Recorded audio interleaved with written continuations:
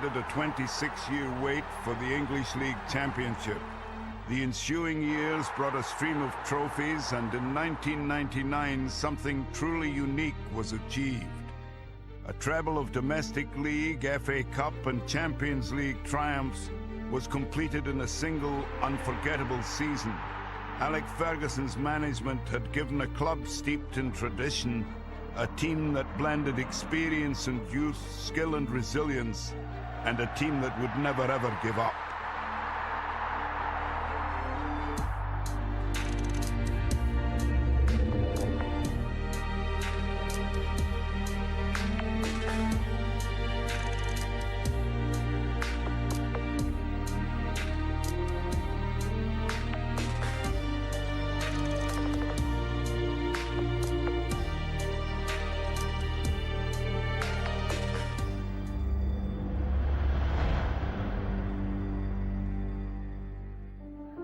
Just days after missing out on the 1992 league title, 14,000 fans arrived at Old Trafford to watch the Youth Cup being won against Crystal Palace.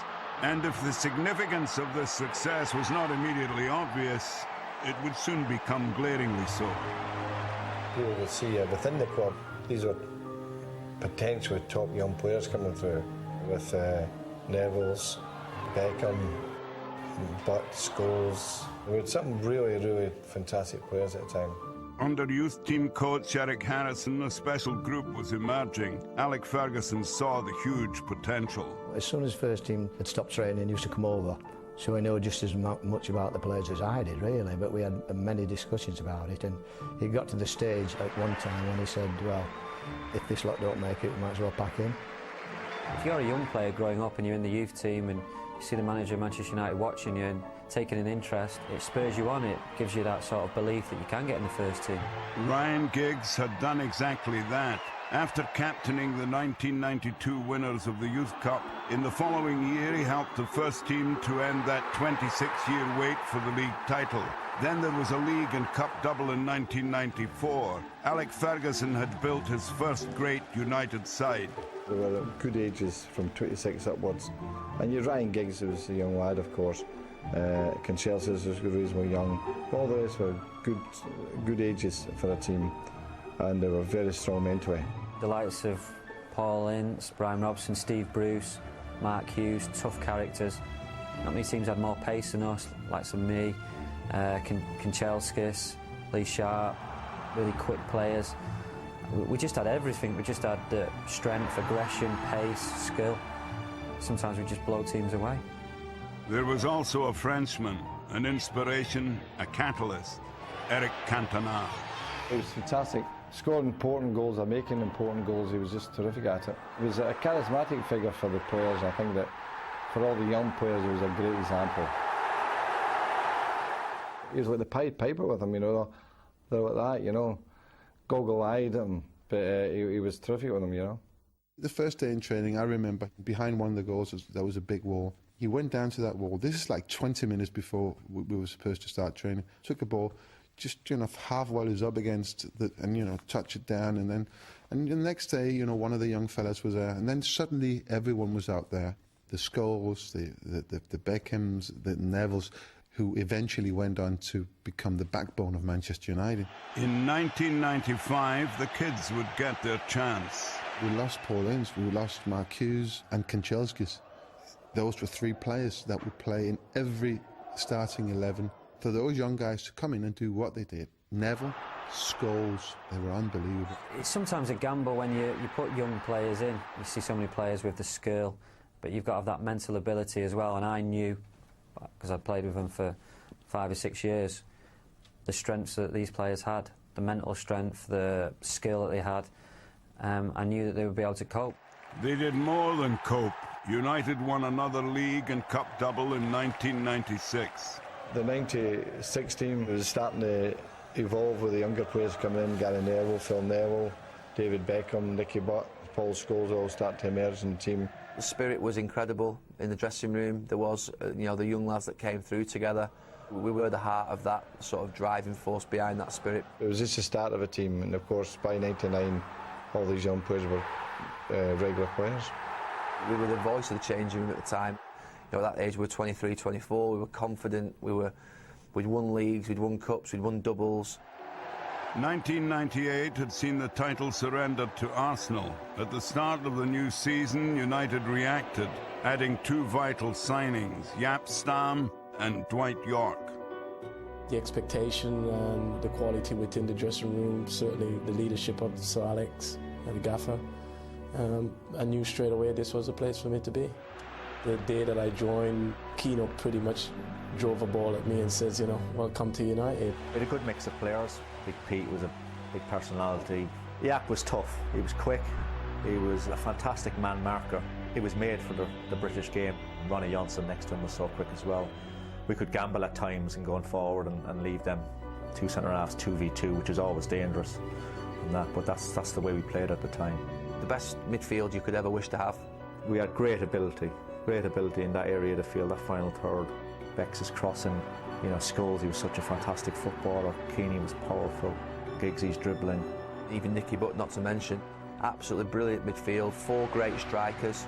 Yorkie and Teddy were great link-up players as well.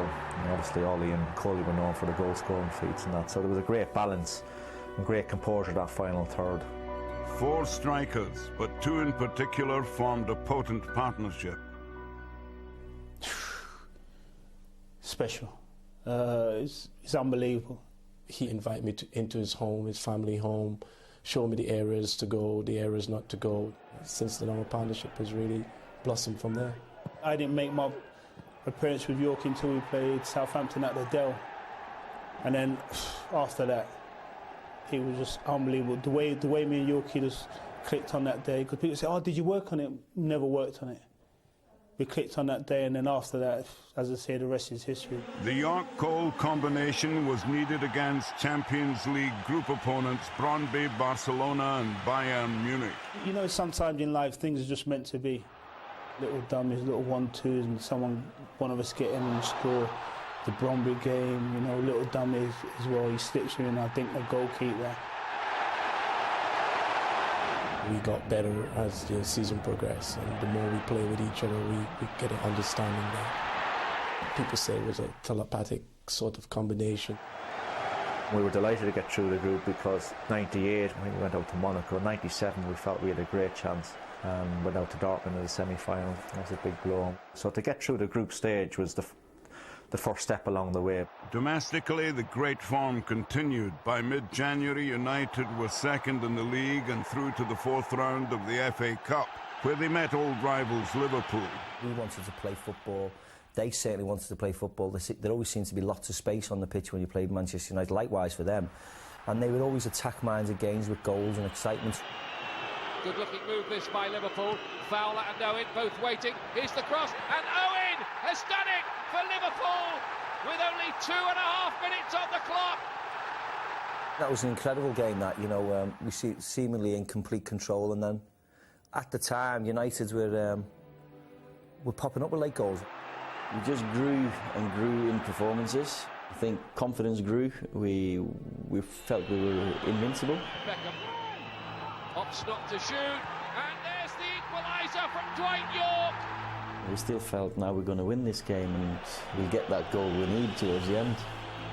All Scholes, and it's 2-1. Oh, Manchester United have stolen it with Ole Gunnar Solskjaer. Maybe a warning of what could happen later on. A week later, this time in the league, there was more late drama. I remember the Charlton game. We were really pressing them, we were all over them, and we just couldn't get the ball in the net. Pretty much on the last kick of the ball, I think Scholes would deliver one, and I rise above the defender and got the header. And again, that was important for us, kept our momentum going. The following month at Nottingham Forest, United delivered a statement of intent. Overseeing a 4-1 lead with 20 minutes remaining, Ferguson had simple instructions for his super sub. You'll get the last 20 minutes here, just come on, nothing stupid, keep it nice and simple and keep possession. But then chances just fell for me, so we end up scoring 4 goals. It was one of them feelings that when you go to the playground, the ball just lands in your feet, you score. I had one of them feelings then, I was going to score every time I touched it. March saw a return to the Champions League, and the quarter-finals had thrown up difficult opponents. They always said you had to beat an Italian side in those days to win a Champions League. And Inter Milan were sprinkled with fantastic players. But for United, it was a night for their stars to shine. He's a winner, he's a leader. He's proven that on a number of occasions. The Inter game was just something that, things in, the crosses that he had provided for me on the night made my life extremely easy. And when you look back, lots of my goals have come from because of the quality of X. Big Pete made a great save from Zamorano, I think, and Berg made a fantastic clearance off the line. We went there with a 2-0 lead, which is fantastic, really, because you would hope that's enough to get you through. That was a tough test because the San Siro is a fantastic place to play football. They scored in the second half and we were hanging on a bit, and Scholes scored in the last few minutes. I'm delighted to get through to the semi-final. Manchester United were striving for glory on three fronts. No English team had won the league and FA Cup and been European champions in the same season. But within the club, talk of a treble was banned. Never. You dismiss it, certainly in January and February, is too much. If people really spoke about it too much, you can't get shut down, Not in a bad way, but it's a case of, hey, there's plenty more games to go. You never know what can happen. Tough tests did lie ahead. In the Champions League semi-final first leg, only a Ryan Giggs goal in the dying seconds salvaged a 1-1 draw. And there would be no respite before the return leg in Turin. United first met Arsenal in the semi-final of the FA Cup. That was a very, very good Arsenal team. The midfield there was very strong. The back four, the goalkeeper. Maybe in a different era, Arsenal might have dominated, but unfortunately they come into the wrong era where Manchester United were an unbelievable team. We had some mammoth games with them. A 0-0 draw meant a replay was required. The second game, I made a lot of changes. People don't remember that. I used my whole pool because we had a Wednesday game against Juventus. And I felt we've got to use the pool here. I left out York and Cole. I left out Giggs. I left out Scholes. And we started off really well in the game. Beckham! First blood to Manchester United!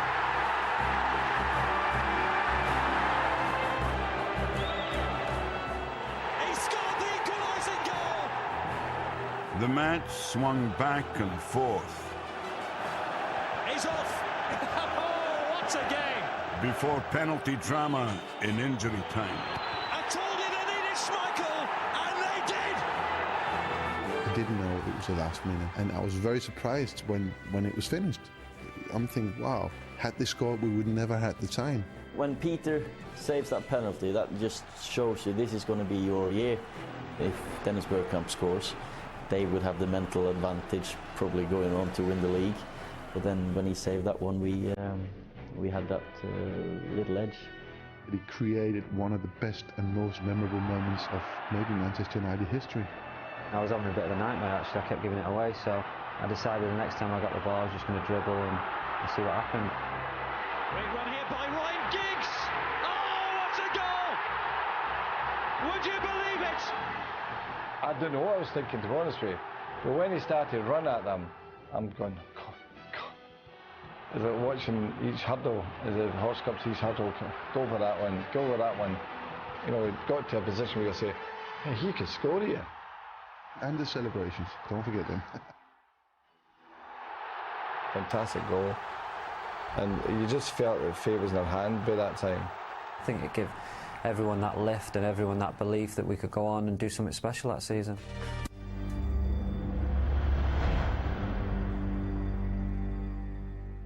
That belief was essential as United travelled to Turin to the Champions League semi-final, second leg. Everybody wrote us off because nobody went to Juventus and won. It was the worst possible start. After just 11 minutes, United trailed 2-0, but the response was characteristically defiant. Unbelievable performance. To go 2-0 down, I don't think any team would ever want him to win, but English team. For us to pick ourselves up, dust ourselves down. Roy gets us back in the game with a header.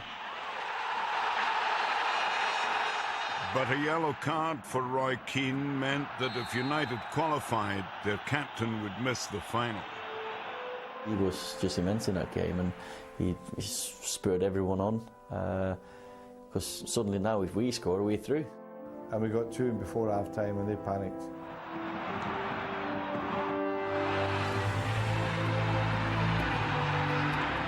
We were a better team after that. Throughout that game, I don't think we ever believed we was going to lose. Coming out second half, we played like men possessed. We then got the winning goal from Colway.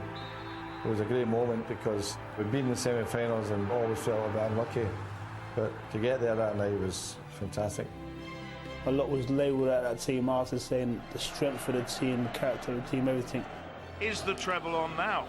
I knew before the match that a booking would I'd missed the final. It doesn't really matter that United got there, that's the most important. Proud moment for me. My players are absolutely fantastic, absolutely never seen. The camaraderie was massive, not just on the football pitch, but off the football pitch.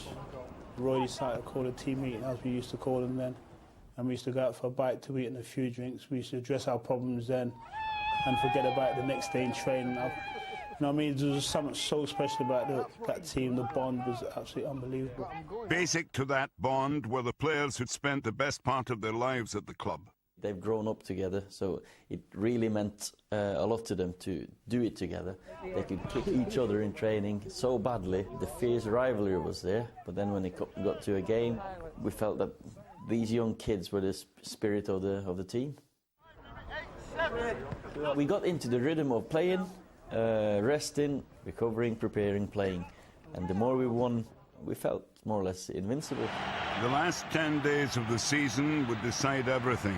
United had to beat Tottenham Hotspur on the final day to ensure the league title. We had 4 centre-forwards who could play with each other at any given time. And the managers made a decision to leave me out. So I had to take it on the chin, as you do.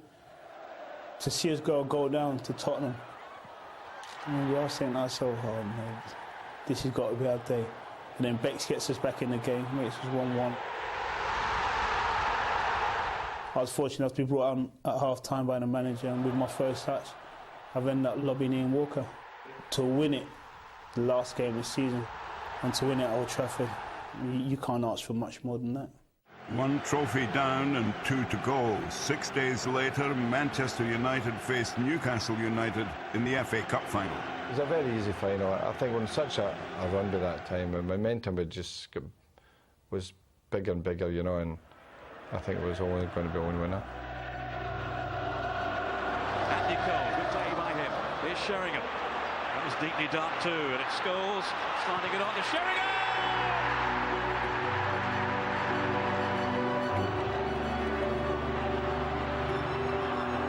Sheringham to score!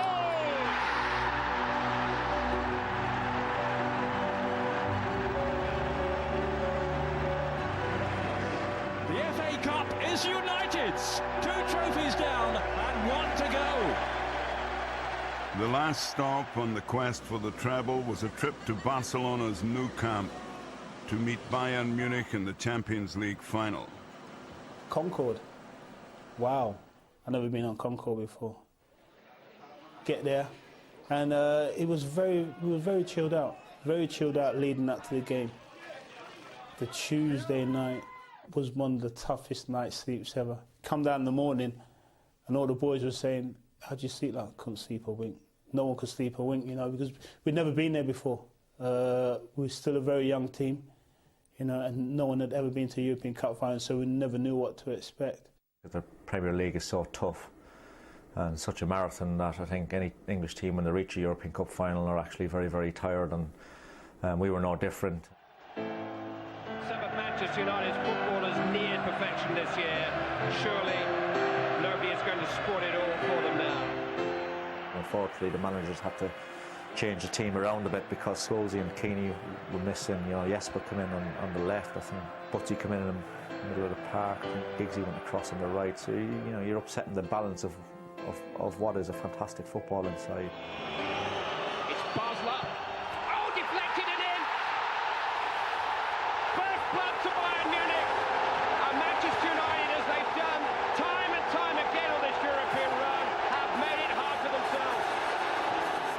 down. I think it was important what the manager said at half-time. He talks about walking past that trophy and not being able to touch it if we've lost, so we need to give it all, as we always do. I think, you know, them words sort of spurred us on for the second half. Ferguson sent on Teddy Sheringham after 67 minutes, but still the German side, though obviously tiring, remained ahead. Delicious shit hits the post and bounces straight back into the hands of Peter Schmeichel. They were in control, dominated, hit the crossbar, and had some great chances, but you feel if they don't score here, we can still have a chance. And that's one of the things that the gaffer always used to say, that always hang in there, always take something out of the game. On 81 minutes, it was time for Ole Gunnar Solskjaer's entrance. I cannot remember what he said. He probably didn't say anything. He just go out there and try to get a goal or something. I can't remember, because I was that focused to, when's he going to put me on? When's he going to put me on? 90 minutes played, still trailing 1-0. For United, it was now or never. My favourite goal is and will always be the equalising goal in the Champions League final, because that gave us a shot. In towards Schmeichel. It's comfort to Ayor. Clear. Giggs with a shot. Sheringham!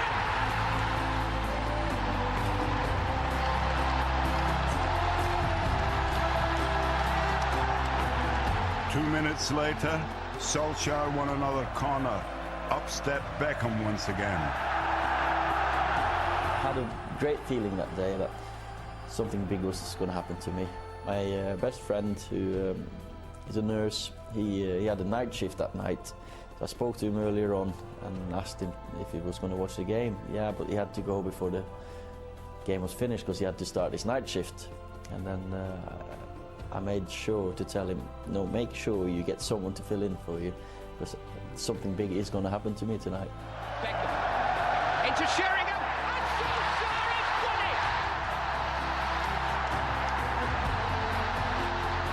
it! Just instinct. I never practiced that finish. It was just my lucky day. It's probably my best moment ever on a football pitch, thinking we're going to lose this to pure ecstasy. From feeling like we'd reached the top, we came crashing down, all the way to the bottom. We had to watch Manchester United celebrate. We had to watch them lift the trophy. I congratulated Alex Ferguson on winning, but I was so disappointed. Inside, I was just devastated. 2 manic minutes had turned the match on its head. Improbably, almost unbelievably, Manchester United were European champions and the treble was complete. We just refused to give in, and we risked to try and get back in the match, and if you risk, you deserve something.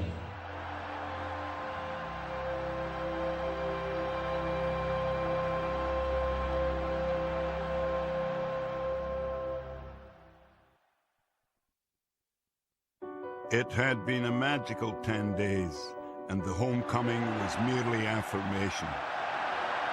It was nearly 1 million people. It's refreshing to know that I was part of that memorable moment. Well, it's just a fairy tale also in itself, because to achieve it, no one will do it again. If someone is going to do it with us. It can be done again, but it does take some doing. What we did, I think it's through more of the ability of the fact that we could score goals, because we were strong defensively, but I think we were such an attack-minded side. I'm very, very biased. If your team wins the treble, you're the best team. Camaraderie, the way we stuck together, I think that says a hell of a lot for a football team. So I'd like to believe that that team was the best team. If you could say to me, bring 10 days back and live it again, they would be the 10 days in my life that I would. Every time I speak about those 10 days and think about it, I get goosebumps just thinking about the moments, the special times, the achievement of everything coming together perfectly in one season to do what we did. Since 1999, Manchester United, managed by Sir Alex Ferguson, have continued to win trophies year after year, and in 2008 they became European champions for a third time. The 2008 team, Giggs, Scholes, Rooney, Ronaldo, Tevez, Vidic, Ferdinand, Evra, Wes Brown at right back, Van der Sar in net. That was a special, special team that had everything. But What you'll never change is the spirit of '99. The way we won it, I think, inspired many Man United players, and it's in the tradition of Man United doing it that way. Just never give in. I can't tell you how many matches we've won in added on time, but it's a lot. We were scored in the last minute too many times for it to be an accident. What it did tell you about Manchester United was that they had an indomitable spirit of never giving in and chasing right to the wire to try and achieve a result. That is not an accident. That's the character of the team. That's the personality of the team. And, you know, because of that, they deserve to win it.